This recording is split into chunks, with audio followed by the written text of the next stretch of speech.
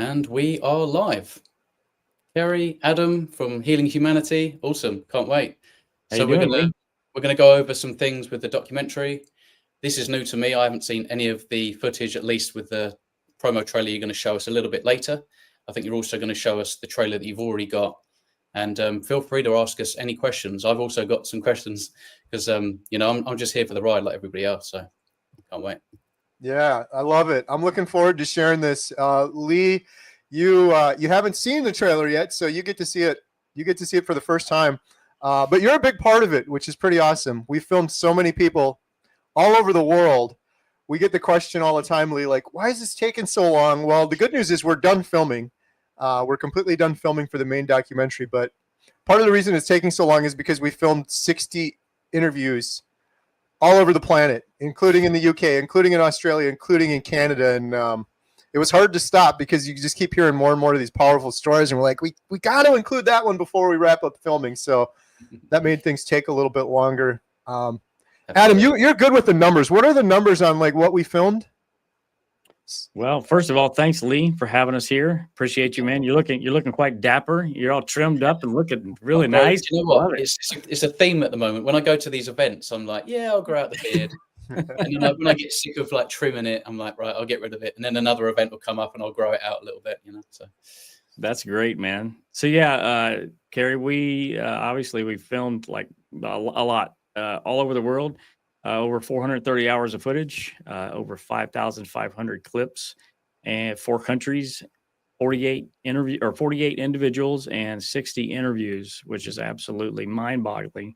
And part of that, I think, is because we really didn't know what we were doing. So that's true. That's the other part of it, Lee. When people are like, "Why is this taking so long?"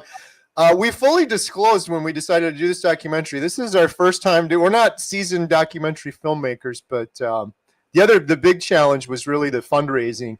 It's so expensive to travel around and film and do it at a good quality. Like we're not just taking out iPhones, like we got cinema grade cameras and traveling all around the world. So that was the other reason it's taken us a while to get to this point, because we would film and then we would run out of money. And then it's like, how are we going to raise more money to continue filming?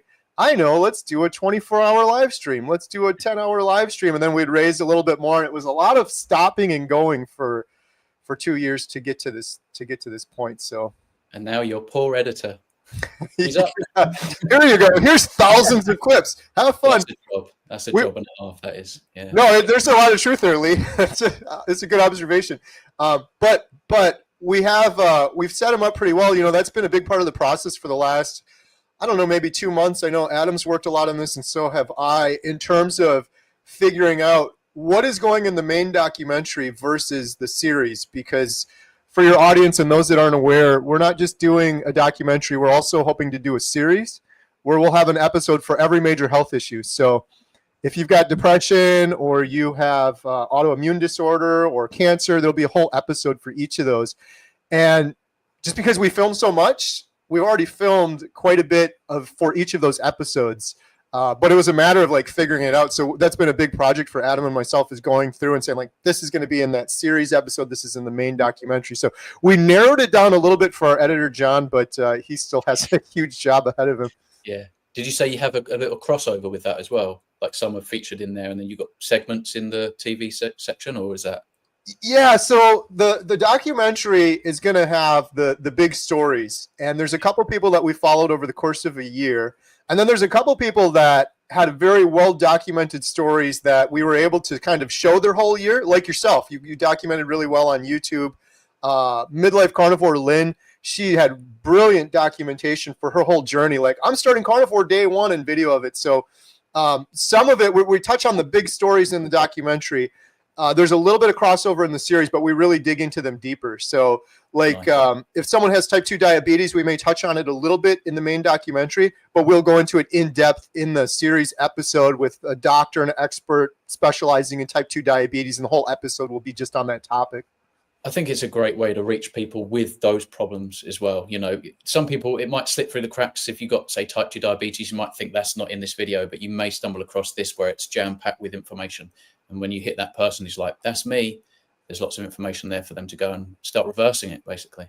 Yeah, absolutely. That's really what we're hoping for with our documentary, and kind of what sets it apart from other documentaries in general. A lot of documentaries are all science, which is great. And don't get me wrong, we have a ton of science. We have 9 doctors and experts in our documentary, but our decision initially and our core focus has been on the individual stories of healing. And so we're really, yeah, right. Yeah. So we're really focused on the stories and supporting them with science. But I really feel that's how you can inspire someone to change. If I had like a brother or a neighbor that was sick and I'm like, you got to try out this carnivore thing. If I just send them science, they're going to get bored. But if I send them a story, like, look at this guy, Lee, like he went through what you went through. He had horrible depression just like you did. And he came out the other side.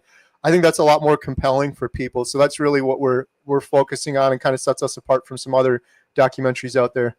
Yeah, for sure. It's a real experiment we're all doing. Even if it's an N=1, you know, there's lots of us out there. There's got to be millions of these anecdotes now, but at least people see like a before and after. This is me, I'm still me, and I just changed this thing, and now I don't have this problem anymore. That's pretty compelling for a lot of people. So yeah, absolutely. And that was a big thing for me, because when I like the day one of carnivore for me, I'm like, oh, this is a cool way to drop some weight. Awesome. Like lose some pounds.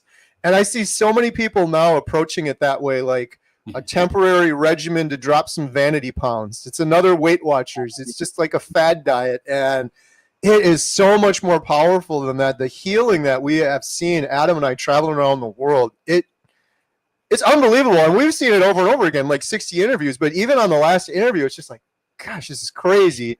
Like this should be front page news, especially when you look around in the world and so many people are suffering and just completely oblivious that it's their nutrition. They think it's genetic, it's a fluke, or it's some medication deficiency or something like that. And so many people just aren't aware of it. So we're excited to get the word out. Definitely, for sure. Can't wait, man. Should we show the first trailer and get that going? First trailer, yeah, and then maybe delve into a little bit of Lee's story after that. Yeah, okay. Just the first trailer, we filmed this. I'm so bad with dates, but it was a long time ago. And it introduces Bill Knott and Maggie. And it's interesting, Lee and I share a friend. We filmed Tammy Peterson for the documentary. And it was kind of crazy when we did our first trailer that we're about to show you. Tammy Peterson's husband, Jordan Peterson, actually tweeted out the trailer we're about to show you, which was just crazy. It blew my mind. Like that was amazing, but also just the carnivore community and the support we've had from everybody sharing this has been incredible. But surprisingly, Lee, I still show this every now and then. I'll just do a random live stream and I'll show it. And there are people that are normally in the chat all the time. And so many times they're like, I never saw that. Like, this is completely new to me. So yeah, without further ado, we'll show that and we'll talk a little bit maybe about Lee's story. So here we go. This is for everyone that's just jumping on. This is our older trailer, and then we're going to show you the newer trailer in a little bit.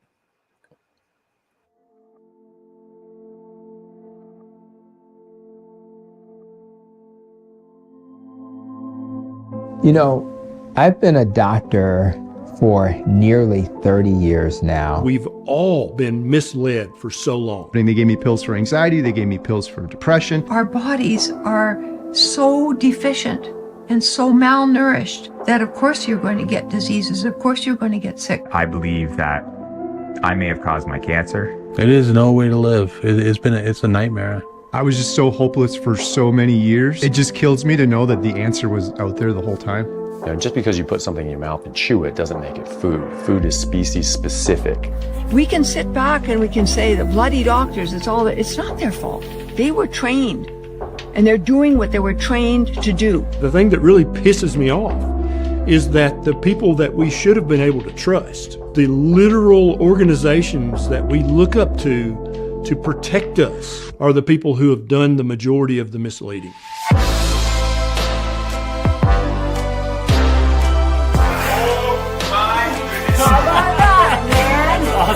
I'm 82 years old, which is just a chronological number. So you put the right fuel in the engine and the engine works. I've now transitioned from a disease manager to a disease healer.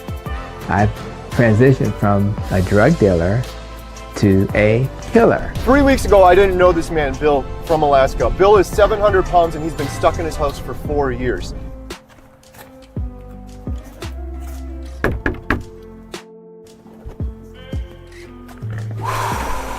You nervous? I'm nervous, scary. You know, I live in Alaska, the most incredible place on the planet.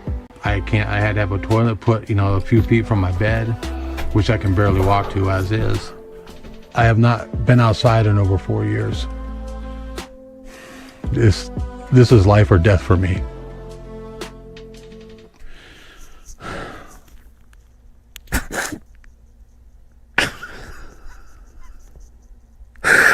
I'm sorry, Karen.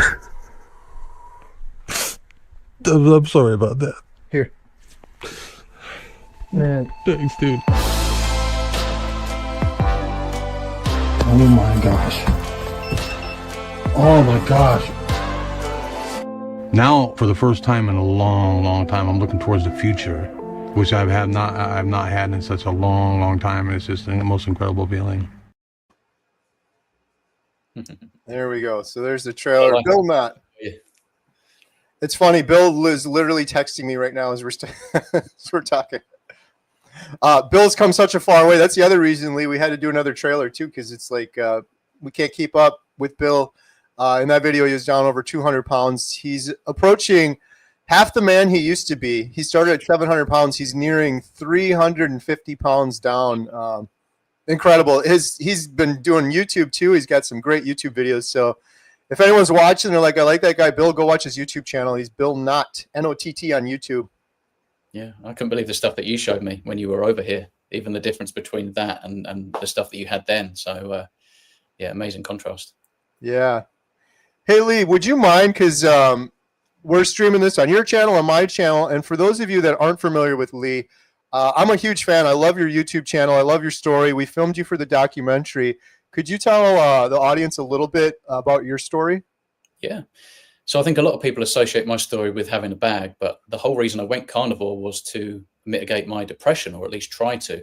So this was a consequence really of my personality and winding up with this bag, which was a consequence of eating the wrong stuff for so long, and the advice that I got from my doctors, more fiber, more whole grains. I was already eating mostly whole plant foods.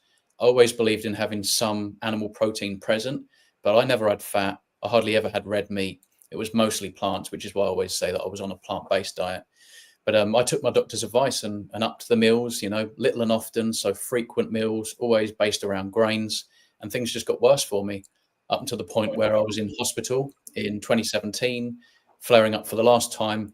I'd already been to the toilet sort of up to maybe 25 times a day on a really, really bad day. But this was almost immediately 30 times a day. And I was just wasting away. My colon was kind of coming out of me slowly but surely. And so that's why I had to have an emergency surgery, which put me in this position where I have a permanent ostomy bag. So basically that's how I go number 2 now. So pretty grim, it's kind of understandable why you might feel a little bit down after a surgery like that. But it wasn't until I got back home that reality really hit me, because you feel like you're at home in the hospital. They're all used to seeing this and they make you feel quite normal. But when you get back to your own life, that's when you realize how different things are. And that led to depression. I wasn't able to have a positive outlook given my situation. And by chance, after trying to get the ball rolling with my GP, who didn't ever get back to me, this unit that were going to try and help treat me with probably a combination of therapy and drugs, they never got back to me. I was sitting on the settee here watching YouTube, and Michaela Peterson's daughter, Michaela Peterson, yeah, we're talking about Tammy, I'm getting confused. Michaela Peterson, who's Tammy's daughter, popped up on the Low Carb Down Under channel, and I watched her video, Don't Eat This.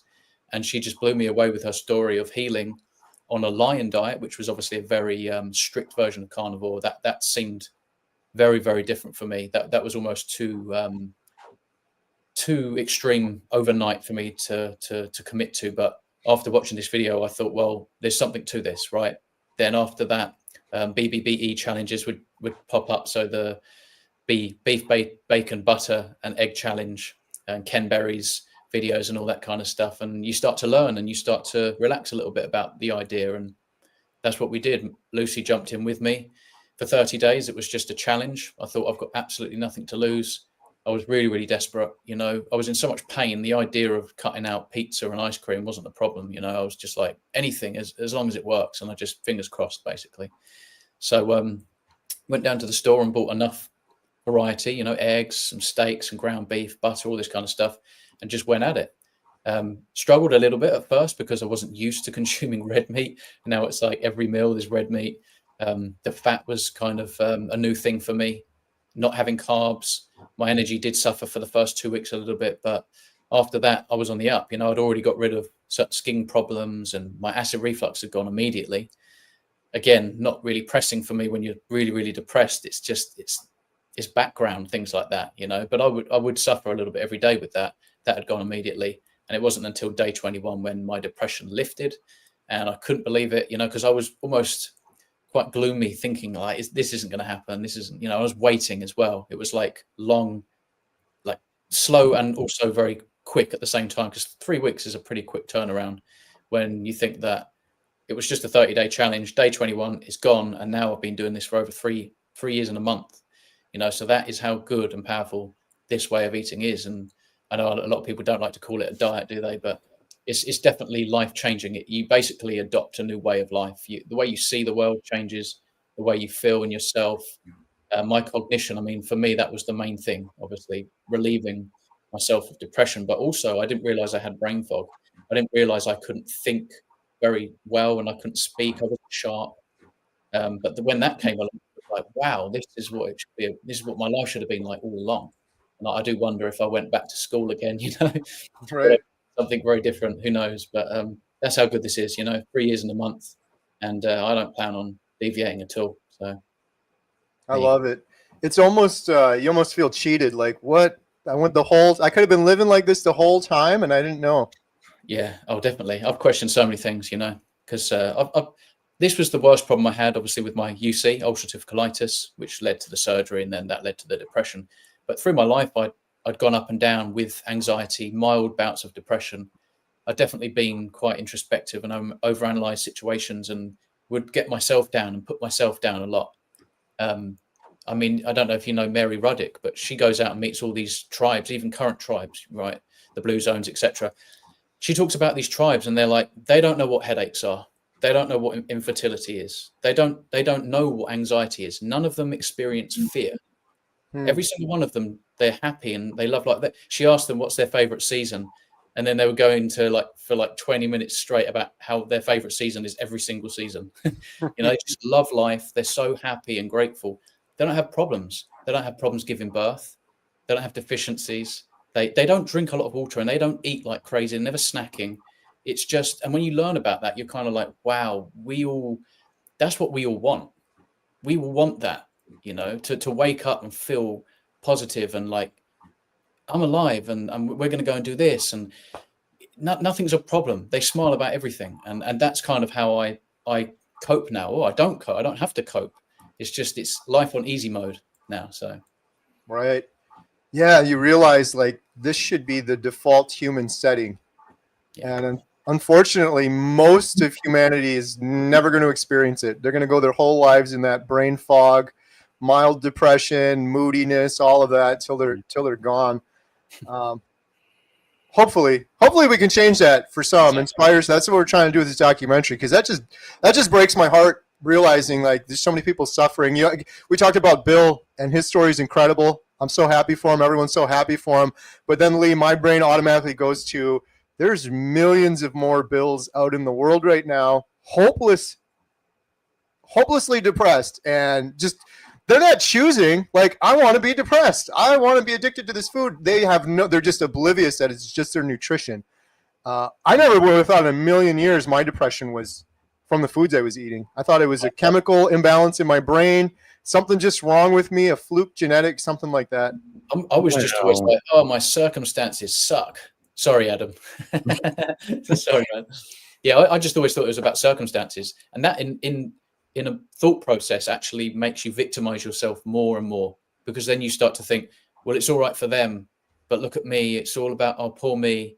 Like it's not fair. That kind of stuff, the way you talk to yourself, it doesn't help. And so if only they knew, most likely they could fix it by tweaking their diet.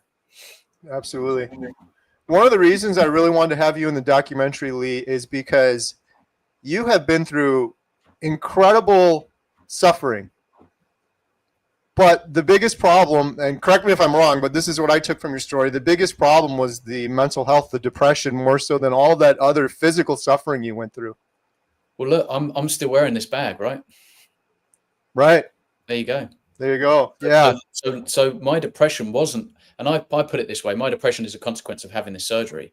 That's not actually entirely accurate. And Eddie Goki pointed that out. You know, he said, well, but you still have that consequence of your surgery right now. You know, it was just completely your diet that you needed to address. And of course, that is the case. So brain energy deficiency, something like that. Right.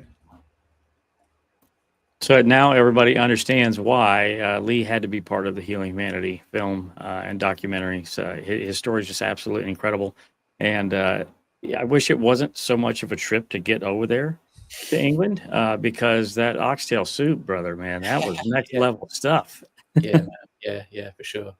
No, I remember when you come in, I was like, I told you it's small. And you were like, yeah, I know, it's going to be small. And you came in, you're like, oh, wow, this is small. What's crazy, Lee, is filming you, the area was small, but it's like one of my top favorite, the way it turned out. It's one of my top favorite shots, the composition, the way it worked out, despite the restrictions we had. So, well, and we'll see that in the trailer. It's a cozy, homely little, we call it a hobbit house. You have to be a hobbit to be able to live in this house. Yeah, absolutely. I'm getting a little bit nervous now, Gary. I really hope that Lee likes the trailer since we haven't shown it to him. It's a little bit of a risk we're running with a lot of these. We did it with Dr. Barry too. So right. So right. Should we show the trailer now? Yeah, let's do it. Sure. What do we say about the trailer before we show it? I just want people to be aware. So this is the second trailer. When you have a movie, you often have many trailers for different purposes. Some are for fundraising, some are just to keep the momentum going, and then eventually you have one when the movie's ready that you're trying to make as accessible to the public to get people to buy tickets to come out and watch the film. That's not what this is. This is more so to show the scope and the scale of the project that we film people all over the world. We are going to be having a third trailer, probably more than that, but we're going to be having a final trailer when the documentary is ready. That'll be more suited, like your typical trailer that you see to try to fill the seats at the movie theater kind of deal. So 60 people on the world. All over the world. Right. All right, here we go. Here's the Healing Humanity trailer starring Mr. Lee Copus.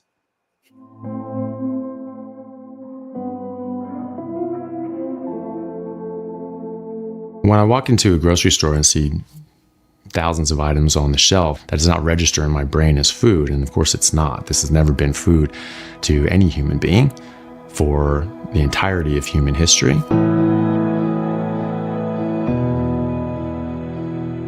We've been soaking up the wrong information for so long. Everything I thought I knew about nutrition turned out to be wrong. And it doesn't take that long to figure it out if you look at the actual science. Your body, even though you feel like it betrayed you years ago, you actually betrayed it. I was following the rules and getting sicker for it. I was hopeless. I was really hopeless, and I thought, yeah, this is the way it's going to be. I don't think I would have made it. I honestly don't. I mean, I was 69 pounds, almost hooked up to a feeding tube. I probably had 30 days left until I was dead. My thought was, I'm going to die, and I'm not going to have a chance to tell everybody that I love them one last time. It's just more pills and more pills and more pills and more sickness and more disease. I look at people now on the street and I see them not doing well, and I just wonder what the food that they're eating is doing to them. We're learning from our past way of eating that somehow we're damaging disease. I want to live in a world where every doctor is not managing disease, but trying to get to the root cause of why people are sick in the first place. That's what being a doctor's all about, isn't it? Being able to take somebody who's got no hope and give them hope. And it's a real hope. It's a true hope. It's not a false hope. I'm not interested in any other profession.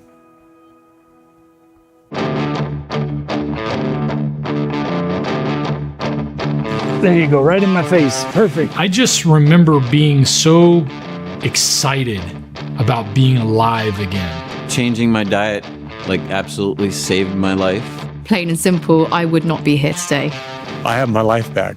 It was like with a new lens, new eyes, was using them for the first time. Even though I'm 5.5 years in, I still wake up feeling impressed. I felt the best I ever felt in my life. I never thought I'd have a life. I really thought my life was over. And if I hadn't have found this lifestyle, that I would not be sitting here with you today. No way. I'm 82 years old, which is just a chronological number. Pull yourself up, you swing your leg over, and you're over. It's not healthcare, it's sick care. We don't need doctors if we're eating properly. We don't need medication.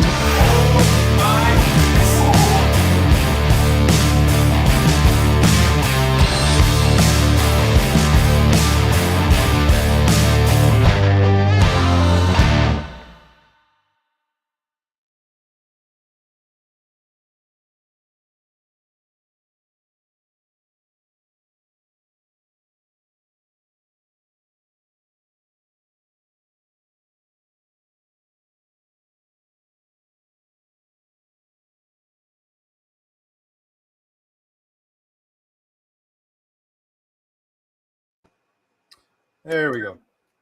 Awesome. Yeah, I couldn't okay? help but notice what everybody else was saying. Obviously, it's been a while, but I knew roughly some of the things I said. But to see other people, I haven't seen a lot of that footage, and Ken as well. You know, it's powerful stuff.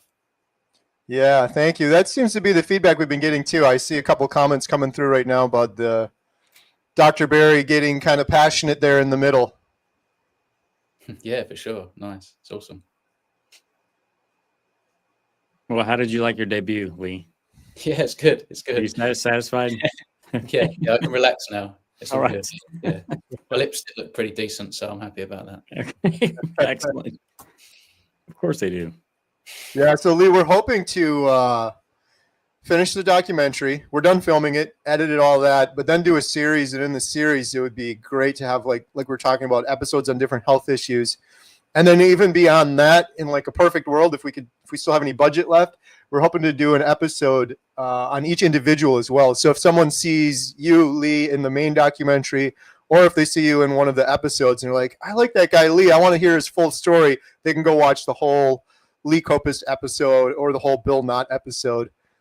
So that's kind of the idea. And luckily with you, we filmed quite a bit. It was great. Like we filmed you working and we went to the meat shop and everything. So we got a lot of footage. We timed it perfectly as well. I remember that. Like from when you got here, the way we managed our time together and like everything was just on time at the shop. We just beat that, you know, going out before it got dark and just everything. It was just spot on. So yeah. Yeah, and this isn't flattery, but we travel all over the world. There's just something about the UK. I just really like it there. I don't know if it was like Australia was really cool too, but I think the commute killed it for me. It was 40 hours from the time we left until from the time I left my house till the time we arrived at our destination, Australia. 40 hours of travel, and I was pretty exhausted by that time. But I love the UK personally. I mean, I absolutely love it. It's amazing, but I don't think it loves me because I got a parking ticket and a moving violation. Did you pay that parking ticket, by the way? It's all paid. It's all covered. But I had no idea that I actually even had a moving violation. They actually sent a notification to our rental car company that supposedly I had been in some construction area and wasn't supposed to be in this area. I would just follow another car. Maybe they broke the law too. I don't know. It didn't seem like it, but yeah. Okay. Yeah. I totally got you into trouble and didn't say anything, did I? Right. It was your fault. Yeah. Yeah. That was me who sent you that, by the way. It's just a prank. Oh, nice. Well, you got paid well. Yeah. Got some really good comments. Can you link the trailer so I can send it to a few of my Grain Brain colleagues? Adam, where can people find the trailer if they want to share it? That's great. The easiest place is just go to healinghumanity.movie. There's a button right at the top where you can click to watch the new trailer. If you want to check out our YouTube channel at Healing Humanity Movie, the trailer is now posted in public on there as well. So check those places out. Cool. Nice. Sorry, I'm just going through the chat, seeing if we got any questions. Lots of people talking about Bill. I think Bill's in the chat. Bill's in the house. Howdy, Bill.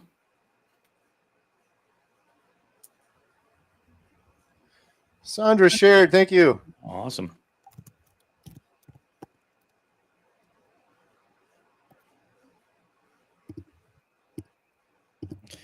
Yeah. So do you have any rough idea in terms of how long it will be and what's coming first? Are you going to hit us with the main documentary first and then follow it up with the TV series? Obviously, editing and that it's going to take a long time, but That's an Adam question. Yeah, we're aiming to have the film completed and ready for distribution in 2026. Cool. Sooner the better. Yeah. We're working with our editor now to get an estimated timeline of when he might be finished with that, because we need that for an investor as well. So, but and we want to try to get into film festivals to at least get this in front of Netflix and some of the larger streaming platforms, because there's 3 methods of distribution with this. You've got subscription video on demand, transactional video on demand, and advertising video on demand. Subscription is where it's actually listed on Netflix, and it's part of this actual subscription fee that you have. And we feel like that's probably that's our goal. We want to get it there, because Joe Schmo that's eating a bag of Cheetos, scrolling through Netflix, he's not going to want to pay an additional fee to watch this thing. So we want it to be low barrier to entry as far as watching the film. That's very difficult to get in that space. So we may toy with transactional, where you actually charge a fee for a portion or a period of time. And a lot of films do this as well. They'll go one tier, next tier, next tier. So advertising video on demand is definitely an outlet that we can go with. An example of that is YouTube. So you put the video, put the film on YouTube, and ad revenue comes in. Yeah. That will help to fund the series. So we do want to generate a little bit of income from this to help fund the series. So we're not looking to make millions or anything like that, but just continue with Carrie's vision of producing the series afterwards. So there's other platforms like Tubi and Pluto that we can list on there as well, and that's advertising video on demand. Or we can just self-publish, on our website or whatever. So it's going to get out there regardless. It's just a matter of what path we take, but we're trying to go Netflix level first to get in front of the most eyeballs. That's going to cause the most change. Yeah, makes sense. Yeah, trying to reach as many people as we possibly can with some sort of hybrid version of all of that. So we had some good comments. North Dakota Carnivore. Kent Carnivore, thank you for sharing your story. You have been a great inspiration for so many. You bet, man. One Hope for All. Lee, I like your moves you've incorporated in your videos. Will you also be playing your piano in your videos? Silently, I think. Right? That just reminded me, we do have footage of Lee playing the piano as well. We do. Did you get any sound? I can't remember. It's obviously not going to be very good sound because it was coming out just straight out from the speakers, wasn't it? Yeah, but we got it. We got it for sure. Cool. Nice. Careful of that copyright stuff. Question, any thoughts on how to share with family who don't want to drop the carbs but have serious health issues? Any thoughts would help? Be an example. Do you mean how to share this way of living, or do you think that? I think that's what they're saying, yeah. I've actually set up a service. It's called Let Lee Explain, and the whole concept around it is that the chances are, if you're on this way of eating, someone in your life most likely thinks you've lost the plot. They think you're nuts for doing what you're doing, and it's out of concern. Most people are just concerned, and so if it's your best buddy at work or your mum, your daughter, your uncle, they just care. They're worried about your health. They think you're going crazy, and so they often don't want to give it time. They don't want to entertain it. And so the idea is that you'd book a call with me for that other person, and we'd spend some time together, and it would just be calm, reasonable conversations, no pressure or anything like that. Just try to help that person to understand why it is that not only why this works, but why they don't have to worry. You can put their mind at rest. And that's the idea. I think that there's a big opportunity to try and reach people that way, but it's very tricky because there's already potential friction between someone that's on this way of eating plus that particular individual in their life that just doesn't get why they're doing what they're doing. So I've got to try and figure that out, but feel free to get in touch with me. In fact, what I'll do when I get off this, I'll drop a link below to the service. You can reach out to me there if that helps. Awesome. Love it. Will the documentary be available on DVD? Absolutely. Yes. So we're not sure if it's going to be commercially available through Amazon or we just self-distribute. We still have to explore that, but yeah, we will have it available on DVD for sure. Whatever happened to Blu-ray? That was a bit of a flop, wasn't it? Well, we'll probably release it on Blu-ray too, I guess. Yeah. I don't know. Well, To be honest with you, it depends on cost, I guess. Yeah, videotape. Right. Yeah, reel to reel. Yeah, for sure. Yeah, love it. I do believe it's slowly growing. I think you'll have the casuals that come and go in and out. They went and roam it and then don't realize that leads to like a 2-month binge, and hopefully they go, do you know what? I really, really felt great when I was on that carnivore style of eating, and then they might get back to it. So. Yeah, I'm with you. I'm excited for those people keeping it positive that they at least have it as a tool in their toolbox now. Exactly. If they fall off. That's the only sad part about it is I talk to so many people, and some people will only do this after they've hit rock bottom. And unfortunately for some people, you can wait too long. That could be too late. You could end up with, God forbid, cancer or something serious waiting too long. That's one thing I've learned is like how serious this is. A lot of people are like, I just like my pizza and my junk food too much. It's like, all right, careful. You do that, you're chronically inflamed from eating that stuff for years and years and decades and decades. It's why, sadly, we're losing 1,600 people a day to cancer right now. And despite millions of dollars spent on it, there's sort of that's the thing, isn't it? You think, go back 50,000 years, cancer was pretty much unheard of. I mean, Albert Schweitzer went out looking for it, not too long ago, couldn't find it. Now, it's like flipping a coin. You're going to get cancer, heads or tails. It's crazy. That's scary, and that's real. That's the reality. So we've got to try and beat that. Yeah. And it happens slowly, so it becomes like this social norm that everyone just accepts, like, everyone's just sick. Kids are walking around depressed with fatty livers and pre-diabetic. That's just the way it's always been. That's one frustrating thing with all this is how we have our brains go to these social norms that we just accept. Yeah. Why do I have fatty liver? I don't drink, but I drink fruit juices and eat honey all the time. Why do I have fatty liver? Right. I eat fruit out of season 4 times a day. I wonder why I have fatty liver. There you go. That's crazy. Well, we really appreciate you having us on, Lee, and sharing your story in the documentary. I'm psyched. I'm amped up now. Yeah. For those that want to learn more, you can visit healinghumanity.movie. The trailer's right there. You can share the trailer. We have a free newsletter. If you want to sign up for the newsletter, then you'll get a notification when the final trailer and the final documentary is ready. And I saw a couple people in the chat. How can we support you? The best way is just sharing the trailer. You can share your story too, like Lee did. If you go to healinghumanity.movie, we have a form you can fill out.